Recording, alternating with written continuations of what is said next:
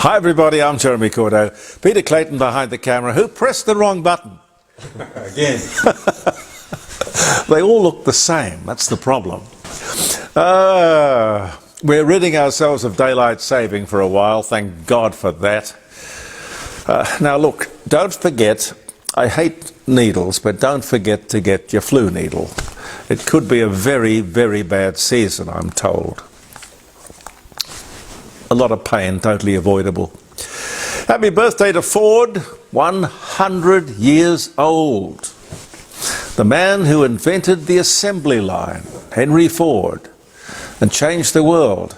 Gary's here. Absolutely, thank you, Jeremy. How are you? Good afternoon, I'm fine, thank you. Good, wonderful, wonderful to see you. I love an audience. Oh, I'm president of the fan club, I have to be here. Oh, well, God bless you. The Aussie dollar through the floor. God, turmoil and lots of red ink on stock markets around the world. But a bit of good news, a guarantee that the RBA, the Reserve Bank of Australia, will cut interest rates next month. A lot more on that later, or the turmoil anyway. The campaign rolls on. I've lost track of how many weeks it is to the election, but you know. 4, okay. Right. 4 weeks. Pete says 4 weeks. The Labor Party outspending the Libs 10-1, I'm told. Thanks to the trade union movement. Well, you wonderful to have that money machine behind you, wouldn't it? Fantastic. I wonder if they've ever read the Lima Declaration. The union movement, I mean. I wonder. Be very interesting for them to see. Anyway, another story. Business used to traditionally support the Liberals. I don't know if they still do. But is it a TV or radio campaign that will swing your vote? History doesn't show that it will. It's interesting. Interesting.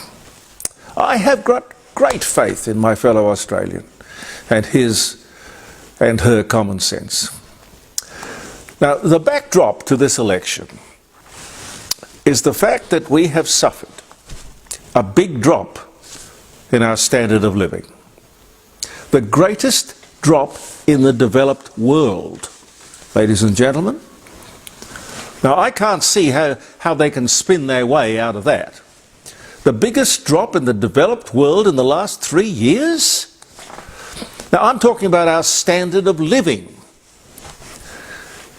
And everything points to Labor's renewables policy and the subsequent rise in the cost of electricity, which is then the cost of everything.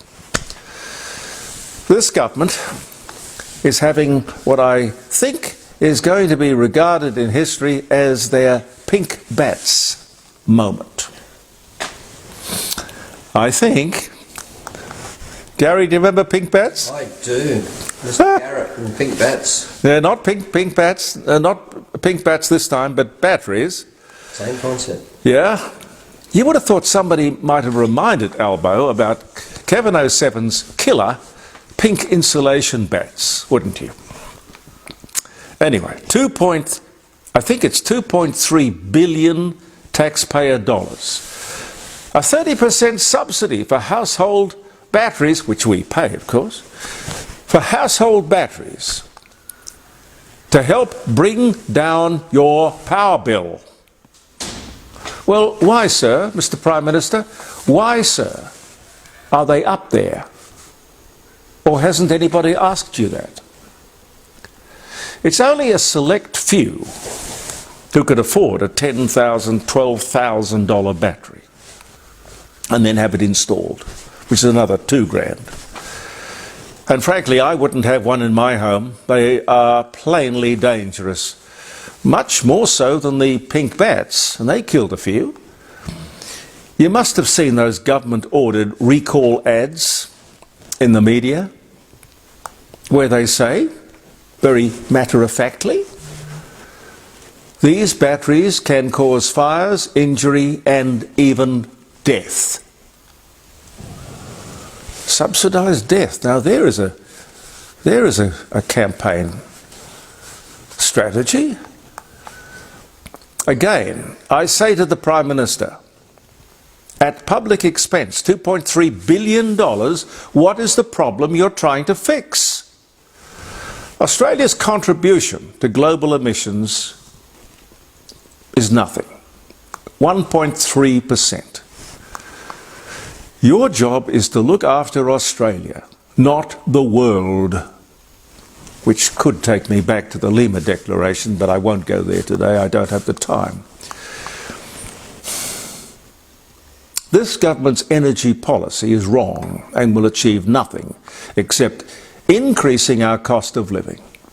Anthony Albanese can't be that stupid. It's like The Voice, and we should treat this like The Voice. Vote Anthony Albanese and his energy policy down, because it doesn't work.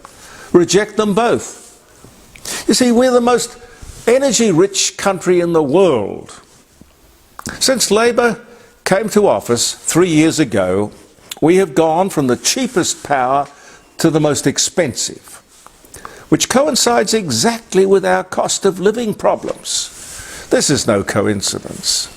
Ladies and gentlemen, the Prime Minister's solution is, if I've got this right, we will take public money, your money, and use it to subsidise your purchase of a dangerous battery so you won't have to buy the electricity that we have made too expensive. Have I got that right? Yes. It's all so unnecessary. The only thing you have to consider, this is the government who doesn't want you to use and benefit from our cheap coal and gas, because it's not good for the environment. Yet we will enthusiastically sell these dangerous commodities to China and India for their people, their industries, their economy to benefit. This is so schizophrenic as to be unbelievable. With that policy alone, they should not be re-elected.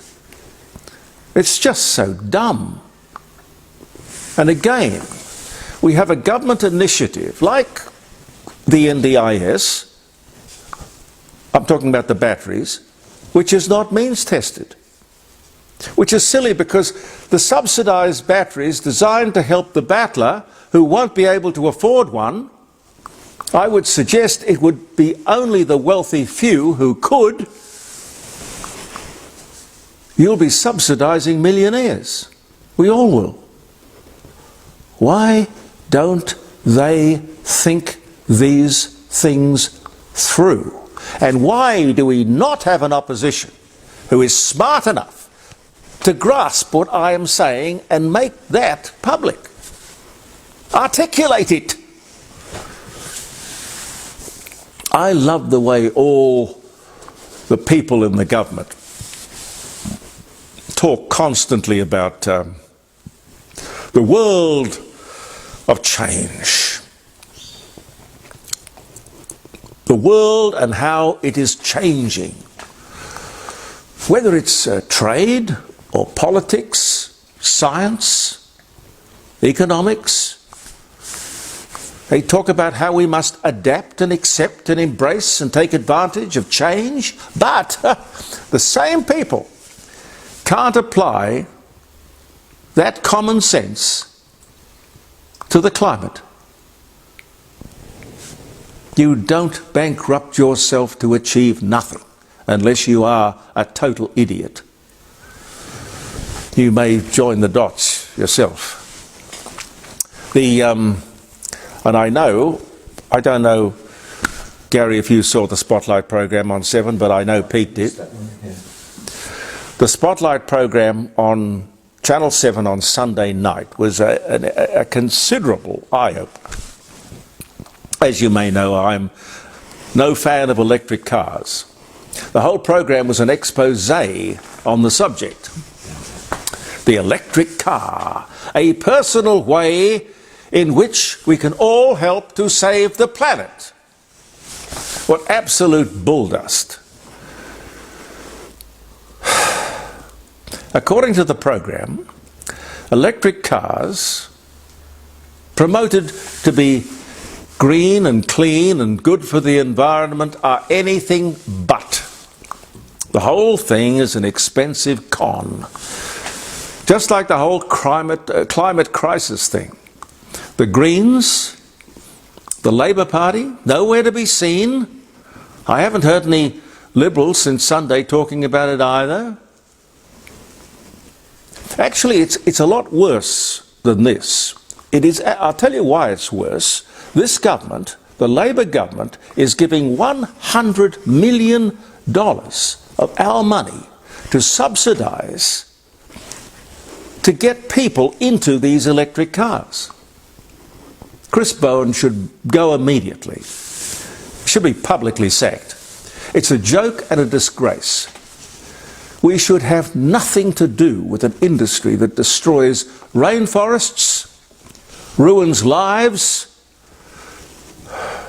produces shocking pollution, tens of millions of tons of poison, which is then put into the waterways. So the people who have been fisher people for generations can't even earn a living. Human suffering and even death everywhere you look. Congratulations to Seven for doing that story, producing the truth. So before you jump into an electric car, and remember the Chinese are dumping tens of thousands of these cheap electric vehicles, some of which you have never heard of before, into Australia, subsidised by your government. Be very careful. Do your homework. You are not saving the planet. You are helping to perpetuate a myth while doing a great deal of harm. I'm sorry. Your heart's probably in the right place. But check it out. I'm sure you can get that program from Channel 7 at about 8:30 on Sunday night on one of those playback things. What's it called? Replay? Streaming? Yeah, it'll be on the net anyway. It'll be on the net. Yeah, it'll be. Yeah. Ivy or one of those.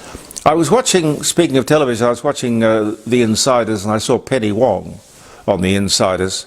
It's a great pity, you know, Penny Wong is in the wrong house to become Prime Minister. She's a senator. She is Labour's best performer. She's highly intelligent, articulate, and she could pull it off. But bumbling old Albanese, I don't know if he gets there. I don't know. Pete and I were talking just before we rolled tape, if that's what we're rolling. God help us. God help us. God help us. Another couple of issues. There's the foreign student numbers. They're going to cut those. Now, I've heard it's 30,000 or 80,000. I've heard both numbers. Under the Libs, they will cut the number. Still means that we will take in 230,000 foreign students each year.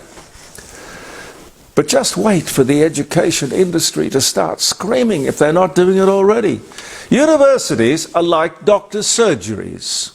Under this government, they have both become profit centres. Not medical centres or centres of learning and wisdom. No, profit centres. Gee, there must be a quid in it.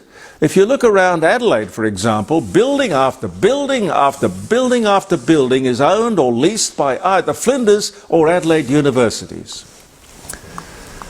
And then you have the huge investment in student accommodation. God, it's an industry. And the other thing that was an issue, you may like to have a talk to us on Friday about it. Dutton wants workers back in the office. Well, I could see nothing wrong with the suggestion. media attention to this issue has caused him to walk it back. He's basically dropped the idea. And he won't get rid of the 41,000 new public servants. God knows if we needed them or not. I don't believe we possibly could, costing billions. But he's not going to do it now. I don't really care, but to me it's simple. If you want the job, you will work where the boss tells you to work. I will work where I am told to work. He who pays the piper calls the tune. Now, I don't know what's complicated about that. There is no doubt in my mind that working from, in, the workplace, the office, wherever, is better for productivity. And productivity is another issue, and it's one that neither party seems to want to address. But my God, it's an important one.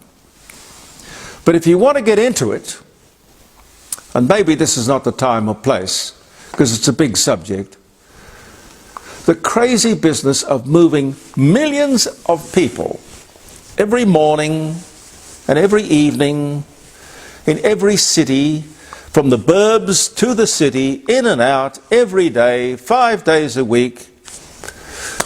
Time, energy, money. Now, I agree it's not very efficient. But if you don't do that, what do you do with the cities and those people who depend on them? And I tell you, if you have a superannuation, a particularly industry superannuation fund, the amount of money that's invested in CBD buildings in all the cities of Australia is huge. And without tenants, those investments are worth nothing. It's a problem. We're here with the best wishes of the wonderful Rising Sun Inn. Now, Grant, I'm sorry, I haven't been there for so long. I'm sorry. Well, weeks. Weeks. The Rising Sun at 60 Bridge Street at Kensington. I love dropping in there.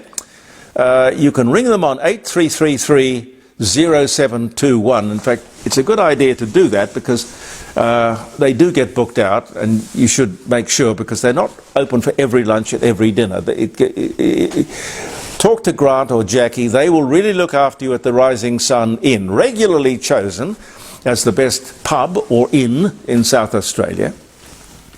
And having been built in 1845, this year, 2025, is a big year for them.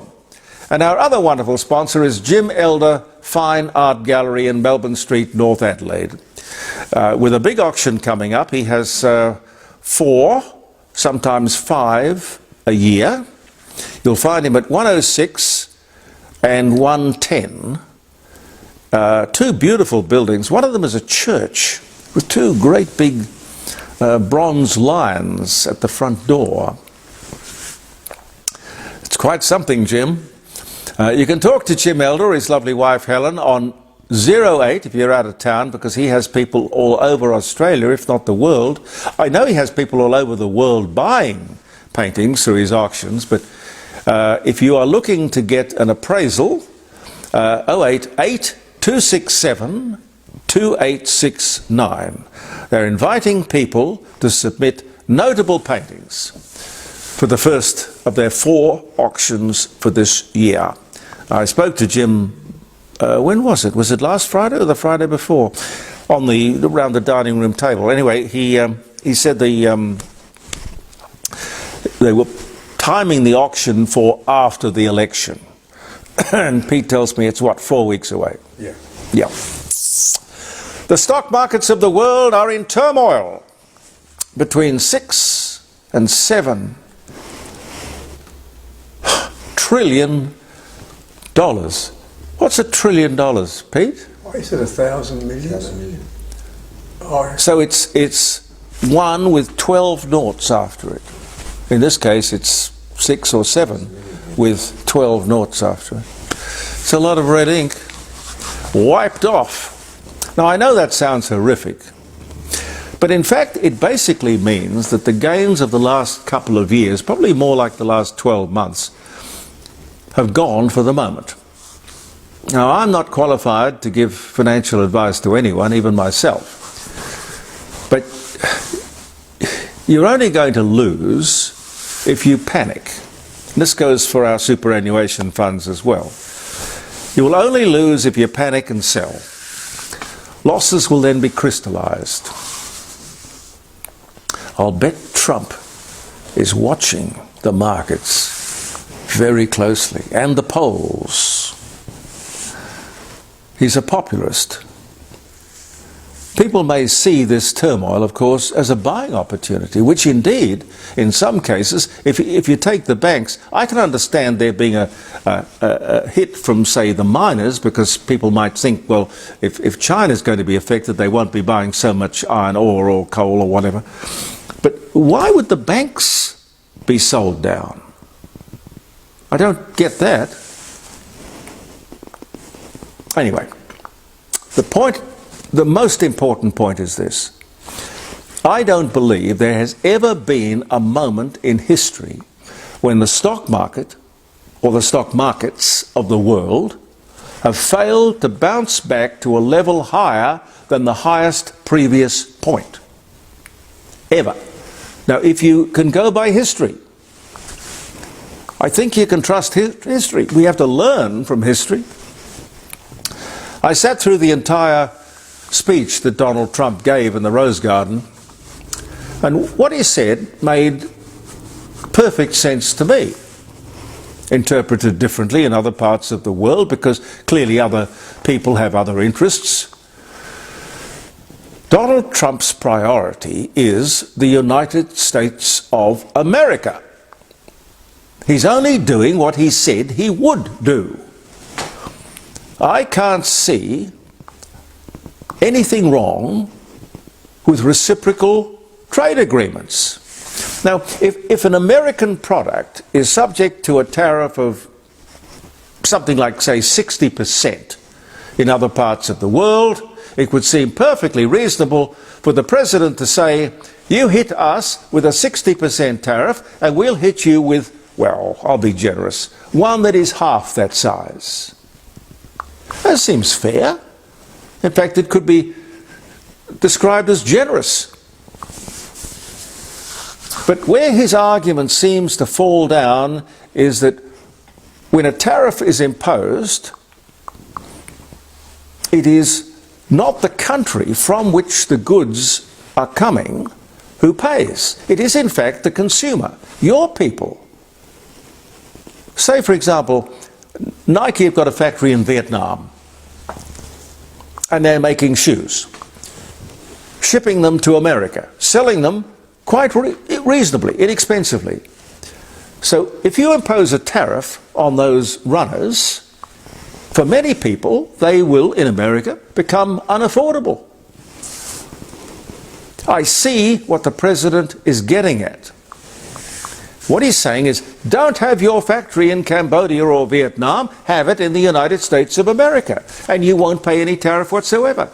He wants to do something for the American worker, and God knows in this country we have to do something similar for our workers. We're all workers after all. We don't have any landed gentry. The American worker has been alienated and ignored and brutalized over a lot of time. But he has to remember that the American worker costs more than the worker in Vietnam. He wants to restore the once booming states which have become rust buckets, rust belts, I think they call them. I can remember, and we accepted it here in Australia as a fact of life, part of the landscape. If you wanted to buy a Mercedes-Benz in Australia, it would be somewhere between $200,000 and $400,000, depending on the model. I remember one of the things our beloved Prime Minister Gough Whitlam did back in 1972 when he came to office, being a good socialist. First thing he did was to buy, duty-free, a 450 long or stretched white Mercedes-Benz. Holden wasn't good enough for him. Anyway, going back to the models, somewhere between $200,000 and $400,000 for a Mercedes-Benz in Australia. The very same car in the United States would be about 80 grand. Why? Well, unless you're the Prime Minister, Australia imposed a tariff on foreign-made cars which made them very expensive. We, the consumer, had to pay the money if we wanted the product. That same German car shipped to America was not subject to horrific tariffs. Consequently, the consumer got it at a much better price. It's a very complicated business, and I admit that. And it's not one that is easy to understand. There are unintended consequences everywhere, knock-on effects, probably because everyone started to think globalization, you know, all this one world stuff, where really governments have only one responsibility, and that is to the people who elected them, not the world. And you can forget about the pundits and the journalists and the economists who are predicting all sorts of horrors, inflation, recession, the Great Depression, Mark II, I've heard that. I don't know. They don't know. No one knows. All I know is that Trump campaigned on making America great again. And he was democratically elected. He is doing exactly what he promised. Wow. Woo. Oh, a politician who's keeping his word? Wow. That's interesting. Land Bridge will not be allowed to maintain its leasehold over the Port of Darwin. Both parties with the same policy on this. What about the Port of Newcastle? Same problem. The fact is that such strategic assets should never have been leased or sold in the first place. And that means to anyone. Now, I don't understand this. How much time have we got, Pete? You're okay. Okay. I don't understand this. I regard this as an incredibly stupid move. The Liberals have dumped an endorsed candidate for the upcoming election. His name is Benjamin Britten. Wow, what a name. Benjamin Britten. Benjamin Britten. Apparently, he recorded a podcast last year as a former ADF member, a soldier of some distinction. He said in this podcast, he didn't believe that women should be in combat, serving on the front line, you know, carrying a gun, dropping dead with a bullet in the head, you know, that sort of stuff. Personally, I could not agree with him more. We will throw that open Friday morning around the dining room table. 0491 65 68 60 is the number. I don't want to rattle off the number. I hate people who rattle off numbers because you can never remember them. 0491 65 68 60. JeremyCordeaux.com. Or you can get this app, which I think Caroline told me was the best way of doing it. You get on your telephone to the App Store and you just go to Simple Radio and you find JeremyCordeaux.com or Jeremy Cordeaux's Court of Public Opinion or something like that on it. Anyway, the Libs sacked this guy who is in a pretty good position, I would say, to make an informed comment on the subject, which is all he was doing. His opinion is based on experience, not political correctness. This inclusion and what do they call it? Inclusion and equality, something like that. All that stuff. It's out of control and it's becoming destructive. It's harming the people it's there to help. Has anyone asked a woman or women generally if they want to be in the front line?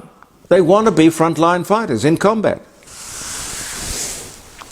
Talk to me on Friday about that, will you? Another one, just very quickly.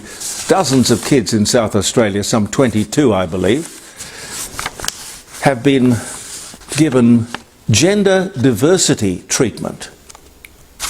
I don't know that I believe it, but I've checked it and I have to go along with it. Gender diversity treatment without the required psychiatric examination and recommendation. Why? Why? What's the agenda? Has anyone asked? Has anyone been sacked? I don't think so. Now what I need is... Oh no, I know. I've got my glasses. I should have them on a string around my neck. It's the best way of doing it. Happy birthday if you're having a birthday. I'll leave you with a couple of dates. It's April the 8th.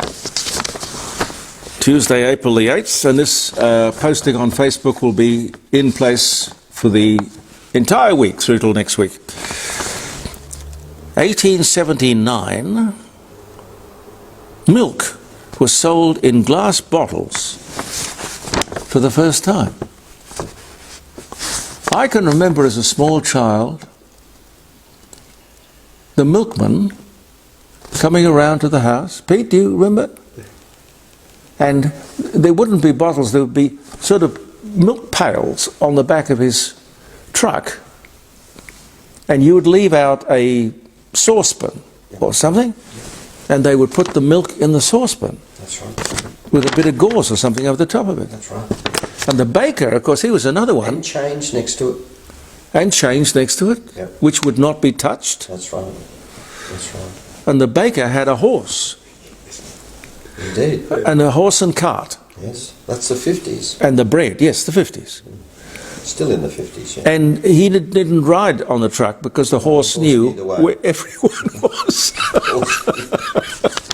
I love it. Oh, for that simple. We got to go to that little boy. Where's that place that you love in America? Yeah, Sandpoint, Idaho. Sandpoint, Idaho. Schools every morning, Jeremy, would serve a little small bottle. A small bottle of milk, always left out in the sun, with a lot of cream at the top. But we lived. That was the best part. Oh, God. They wouldn't let us have that cream now, and that was the best part. I totally agree. Clint Eastwood is elected the mayor of Carmel, California. That made his day. In 1986. On this day in 1766, the first fire escape was patented. It was a wicker basket on a pulley and chain. But hell, it's going to get you out of the building, that's all that matters. Elijah Otis, American founder of the Otis Elevator Company, and inventor of a safety device that prevented elevators from falling if the hoisting cable failed, dies on this day at the age of 50. The year was 1861. Margaret Thatcher, the lady is not for turning. Margaret Thatcher, British Prime Minister, Conservative, 79 to 90. Dies of a stroke at 87. There was one hell of a woman. 2013. John D. Lind patents aerosol, the aerosol dispenser. But the funny thing about that, the aerosol dispenser, 1862, it says here. Pablo Picasso, Spanish painter, sculptor, co-founder of the Cubist movement, dies at 91. Never understood Pablo Picasso. Can't understand the people who buy his stuff. Ah, dear. Anyway, he died on this day in 1973. The famous ancient Greek statue, Venus de Milo, is discovered. 1820. Ethel Turner, Australian author, Seven Little Australians, dies at 88 in 1958 on this day. The Critic, which I take it is a newspaper, the Critic reports that ice cream soda is America's national drink on this day in 1893. 2022, the US Academy of Motion Picture Arts and Sciences bans Will Smith from attending Oscars for the next 10 years after he runs up on the stage and slaps the host, Chris Rock, during the 2022 ceremony. Into the area. 1983, in front of a live audience, David Copperfield makes the Statue of Liberty disappear. That's a neat trick. That was 1983. What else? Time publishes its Is God Dead issue. The first issue without an image on the cover. 1966. After 151 years, Britain's Punch magazine publishes its final issue on this day in 92. One more, just one more. John Button, Australian politician. This day, 2008, he dies at the age of 74.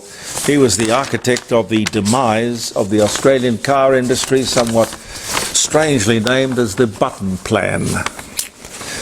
God help us. Thank you so much for being with us, ladies and gentlemen. I look forward to your company. I hope you can join us.